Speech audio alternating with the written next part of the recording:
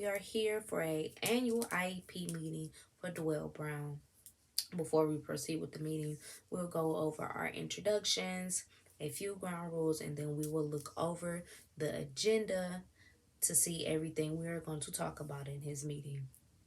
So first, for our introductions, we have Ms. Brown, who is Darrell's mother, Dwell. We also have Mr. Preston, who is Darrell's English teacher, Miss Zan, who is our school social worker, Dr. Wells, who is the principal, and also myself, Miss Keys. I am his caseload provider and his special education teacher. Um, Again, we're going to go over a few ground rules to make sure everyone is heard, understood, and gets a chance to talk. So our first rule is, while someone else is talking, we are not talking. We are going to let that person state their information and let them get out the things that they need to say. If you have any questions or concerns while they are talking, please write them down and we can talk about them after that person has finished talking. We also will be mediated by Dr. Will. She will be our mediator and I will conduct our meeting. So as stated before, this is his annual IEP review, and we're going to go over his over the agenda about the things we're going to talk to. I will be looking at the agenda to make sure I don't miss anything. So as stated before, the purpose of this meeting is to do an annual review meeting for Dwell. Even though he is in high school, we'll be going over some new things that he may not have experienced in previous IEP meetings. So within this IEP meeting, we'll be going over his PLAF, which includes his assessments. And with those assessments here, we use the NWEA. We'll go over his social work assessments. We'll also talk about his performance at home, his performance in his general education classrooms, and in the community. We'll also go over transitions, transition and services, and his course of study, transition plan. This is something that will be new for him because he is a high schooler. A transition plan will be implemented and in effect for his IEP. Within that transition plan, we'll go over his post-secondary goals and the review of his StatR scores from his StatR assessment. We'll also, again, his course of study, his secondary transition services, and if an agency represented is needed. We'll also go over his individual education program, which includes his modifications and accommodations, his goals and objectives. So there'll be his annual goals and objectives for the year and how they will be measured, his programs and services, his assessments through the district and statewide, his transition and implementation of his IEP, the notice of FAPE, and the procedural guidelines. And after that, we'll have any closing remarks.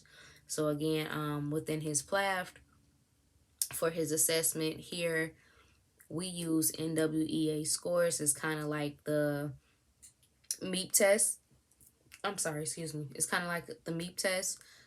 And we use it to see where our kids are at academically throughout the school year. We take it 3 times a year, one in the fall, one in the winter, and one in the spring, to see if our students have improved or decreased throughout the year.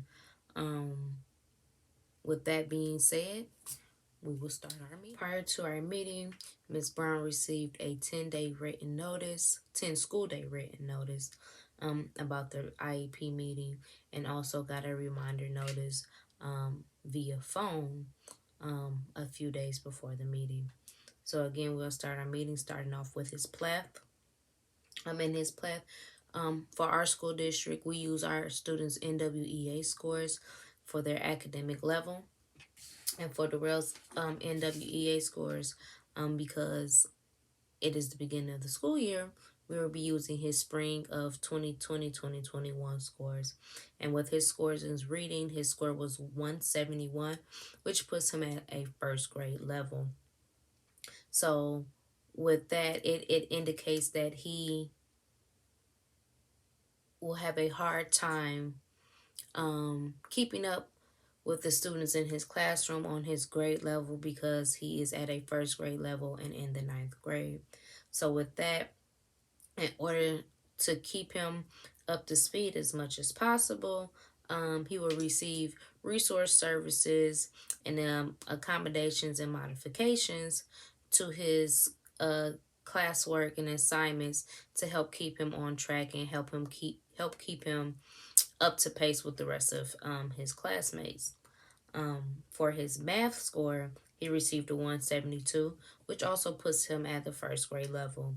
And again, this indicates that he is unable to keep up with his classmates. And again, and um, with the inability to keep up with his classmates, he will require a couple of accommodations and modifications.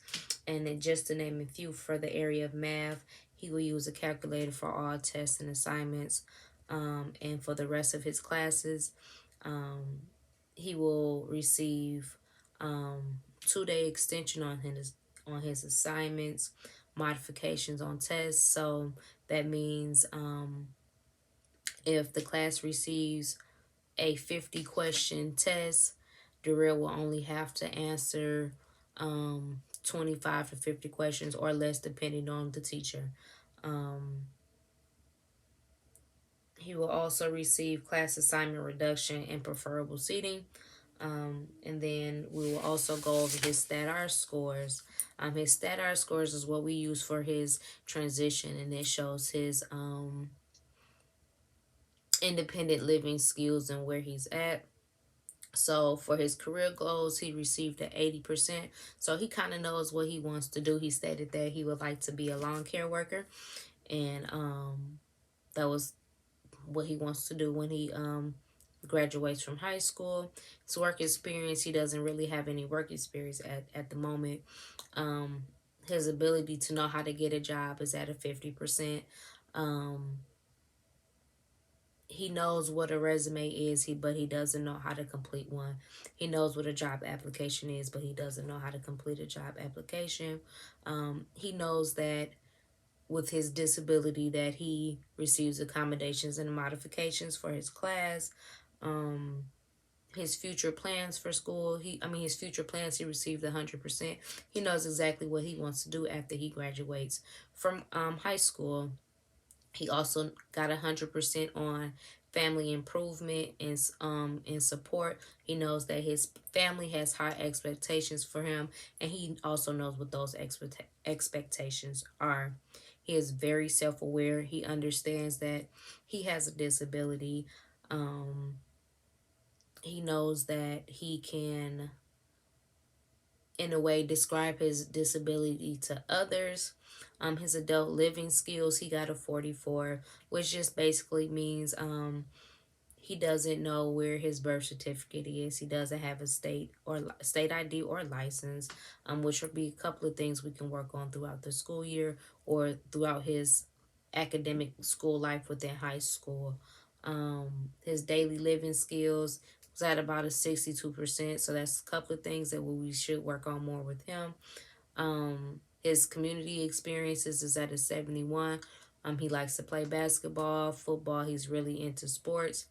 And his leisure and recreation activities were at a 83. So even though he understands some of these aspects, his disability can put him in a situation where he might not be able to fully understand or be aware of the things that are around him. So with that, we're going to put a couple of goals in place for him to help him reach those goals that he knows that he can reach. So we will let Miss Zan go over his social and his behavioral database and impact. So with Darrell's goals, we'll be working on a couple of things, like I said before, with his StatR.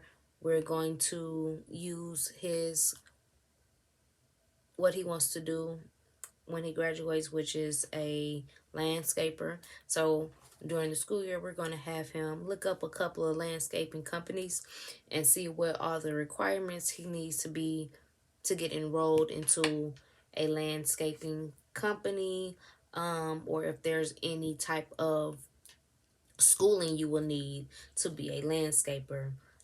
Also, we also have relationship goals with him, which Ms. Zan will go over his social worker. For his English and language arts, we're going to go over reading informational text. And for his math, we are going to work on creating equations. His programs and services, so will receive, I'm sorry, Darrell will receive 12 to 15 hours of resource services per week and 20 to 30 minutes of social work services 2 to 4 times out of the month. With that being said, his LRE statement, because of his cognitive impairment, Darrell will be in self-inclusion classes for English and math and self like life skills. I'm sorry, for English, math, and his life skills due to his inability to keep up with his peers, and that his academic level is at a first grade level. Also, because he is in a school where he will be able to achieve the goal set for him, there is no need for him to be in an extended school year program. So, with that being said, we'll close out, open the floor for any other questions, concerns, and remarks, and you all can have a good day. Bye.